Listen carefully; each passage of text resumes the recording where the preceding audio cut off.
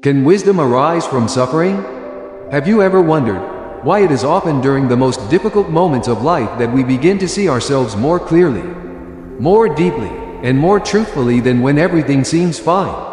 I think this is an experience almost everyone goes through. When life is ordinary and stable, we rarely pause to look inward. We are busy with work, family, responsibilities, and everything flows on through habit. But when suffering appears, when pressure, loss, or disappointment comes, we are forced to stop. And in that stopping, a very deep question begins to arise.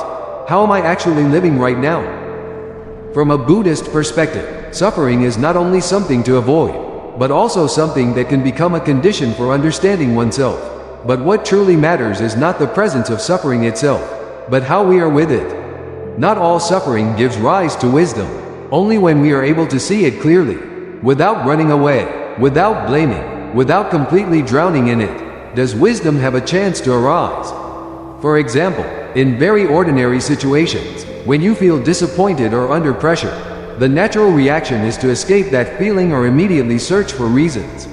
But if, in that very moment, you pause and recognize, "Oh, I am hurting, I am tense," then that simple recognition is already the beginning of wisdom. Suffering itself is not wisdom, but it reveals how your mind is functioning. When everything is going well, we rarely notice ourselves, but when things fall apart, we begin to see our automatic reactions, expectations, fears, things that have always been there underneath. A very human truth is this: not everyone who suffers becomes wiser, but almost all deep maturity in life has passed through suffering. The key point is whether we are reacting or observing. If we only react, suffering remains just suffering. But if there is even a small moment where you see it clearly happening in your body and mind, then in that very moment, transformation has already begun. It is like standing in the middle of strong waves. If you are swept away, you sink. But if you can see each wave rising and falling, you begin to understand that it is not a solid thing, but a continuous movement. Wisdom does not erase suffering. It changes the way you see suffering. And when the way of seeing changes, the way of living naturally changes too.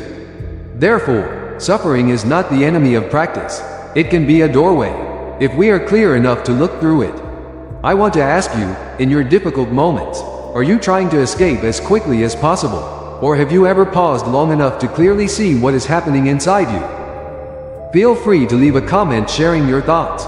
Subscribe, and share if you find this helpful. Namo Shakyamuni Buddha.